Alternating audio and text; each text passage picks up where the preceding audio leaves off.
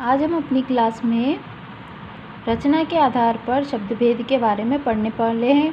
इससे पहले हमने उत्पत्ति के आधार पर शब्दभेद पढ़े, जो कि 4 प्रकार के थे: तत्सम, तद्भव, देशज और विदेशी।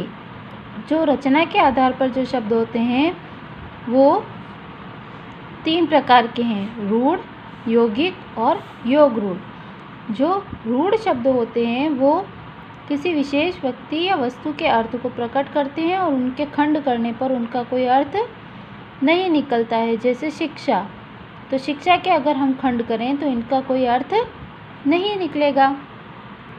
अब हैं यौगिक शब्द। यौगिक शब्द यानी रूढ़ शब्दों के योग से बना हुआ शब्द यौगिक शब्द कहलाता है। जैसे राजपुत्र, तो राज अलग शब्द है और पुत्र अलग शब्द है, तो ये क्या बन गया? राजपुत्र। कर्मभूमि, व्यायामशाला, ये सब शब्द जो हैं वो अलग अलग शब्दों से बने हुए हैं। तो इन दोनों शब्दों को जोड़कर जो शब्द बनाया जाए वो क्या होगा? रूढ़ शब्द। अब आता है योग रूढ़ शब्द, यानी सार्थक खंडों के योग से बने विशेष अर्थ वाले शब्दों को योग रूढ़ शब्द कहते हैं। और बहुब्रीहि समास के जो शब्द होते हैं वो योग रूढ़ शब्द के अंतर्गत आते हैं। यानी बहुब्रीहि समास में भी जो तीसरा कोई अर्थ देता है वही बहुब्रीहि समास होता है। जैसे चतुरानन, 4 सिर वाला, किसके लिए? ब्रह्मा जी के लिए। पंकज, पंख में जन्मा, कमल के लिए। चतुर्भुज, 4 भुजाओं वाला, विष्णु जी। निशाचर, रात में विचरण करने वाला, राक्षस। लंबोदर, लंबे उदर वाला, गणेश। ओके, अर्थ के आधार पर जो शब्द अब हम पढ़ेंगे वो कई प्रकार के हैं। एकार्थी, यानी एक ही जिन शब्दों का एक ही निश्चित अर्थ होता है वे एकार्थी शब्द होते हैं। अनेकार्थी, जिन शब्दों का एक से अधिक अर्थ हो वो अनेकार्थी शब्द होते हैं।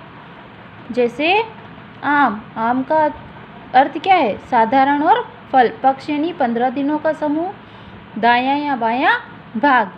पर्यायवाची शब्द, जो समान अर्थ देने वाले शब्द होते हैं वो पर्यायवाची शब्द कहलाते हैं। जैसे रास्ता, रास्ता का अर्थ क्या है? मार्ग।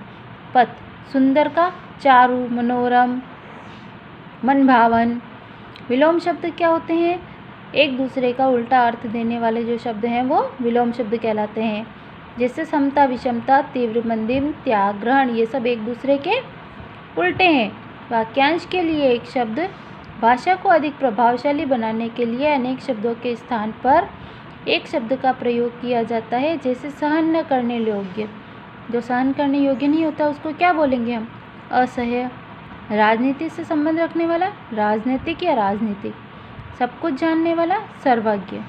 ओके, अब है श्रुत सम भिन्नार्थक, यानी ऐसे शब्द जो सुनने में तो समान होते हैं लेकिन उनके अर्थ में परिवर्तन होता है। ऐसे शब्द श्रुत सम भिन्नार्थक शब्द कहे जाते हैं। जैसे कटी, कटी यानी कमर, और कटी, काटी हुई।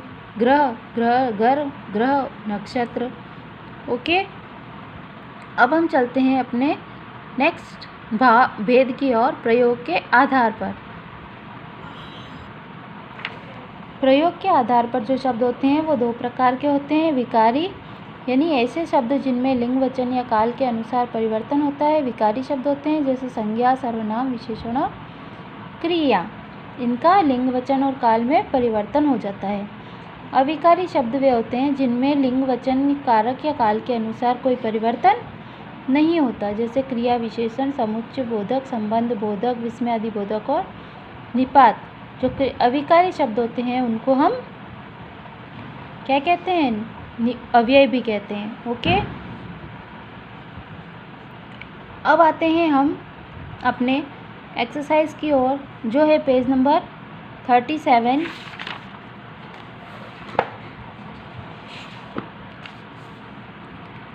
38,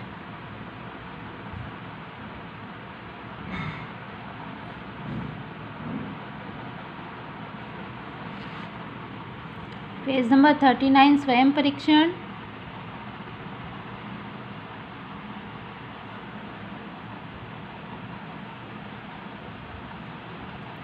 इसको आपको अपनी बुक में ही सॉल्व करना है और जो प्रश्न अटैचमेंट पर दिए गए हैं वो आपको अपनी नोटबुक में करने हैं। Okay, thank you.